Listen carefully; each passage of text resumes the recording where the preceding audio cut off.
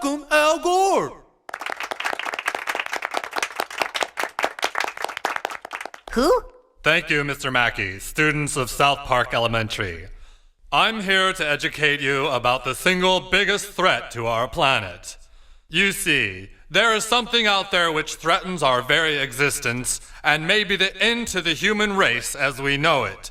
I'm talking, of course, about Manbearpig. Manbearpig?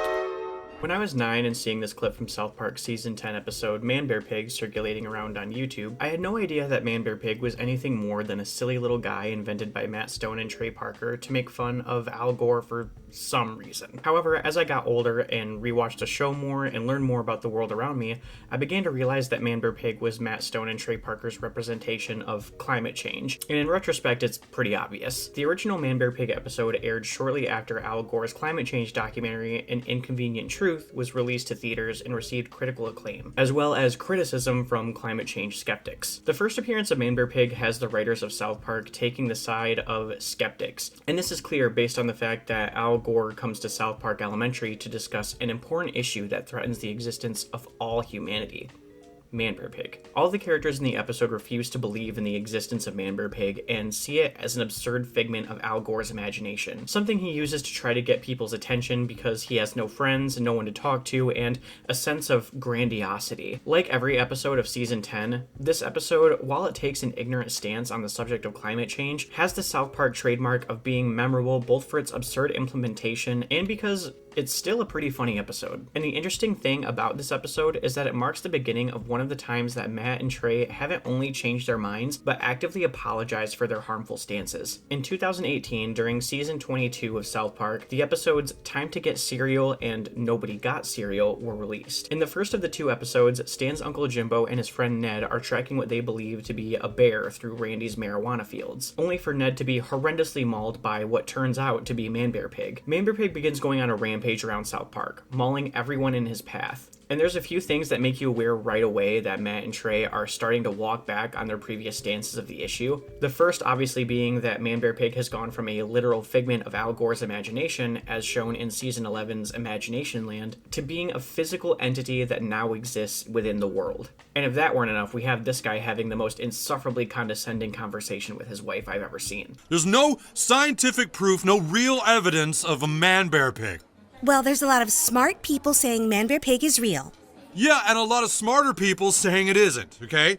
What you need to understand, Susan, is that everyone has an agenda, okay? Everyone wants to use the fear of a Manbearpig to get what they want. So they throw around bad science, bad taxidermy. People coming out of the woodwork are now experts on the subject. You have to use your own brain, sweetheart. You can't just let people tell you that if you don't believe in Manbearpig, then you don't care about the world. It is real! You want to believe it's real, you go right on ahead, Susan. No, it's right there! It's right there behind you!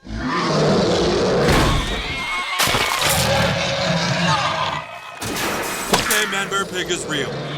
What are we gonna do about it now, huh? What are we gonna do that's gonna make any difference now, Susan?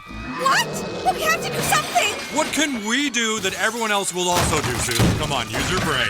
Even if we do something about it, what about the Chinese? They're just gonna keep right on. After the boys all come to the realization that Manbearpig is in fact real, they scramble to locate Al Gore to see how he can be stopped. After finding that he's taken up a new identity as a professional bowler, the boys beg Gore to help them out and get rid of Manbearpig. Al Gore makes them not only apologize, but throw him a party at Olive Garden before refusing to help them anyway. What did you guys get me?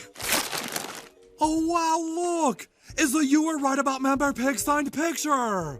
Because at the end of the day, he should have listened to them sooner. This two-part episode literally has Matt and Trey apologizing for not believing in the problem sooner, which is great.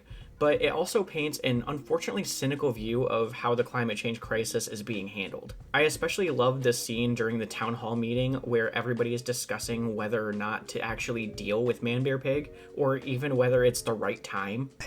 Yes, Mr. Clarkson. I'm pretty sure there's a Manbearpig, and I'm fairly certain that he's eaten 2 of my children and destroyed our home. When should I start to worry? That's an excellent question. There's definitely evidence that all the death and destruction around us is due to a Manbearpig. But no exact correlation to a Manbearpig. Definitely not, and that's why we're all here to try to pinpoint When should I start to worry? I think that the time to start worrying is coming. I don't know if I believe in Manbearpig or not, but I do know that I am open to the idea of starting to worry. The boys in Allegory eventually discover that Manbearpig is a demon who makes deals with one generation, only for the next generation to be responsible for settling the debt. When the boys resolve to try and settle the debt with Manbearpig once and for all, the people of South Park find themselves reluctant to actually do anything about it.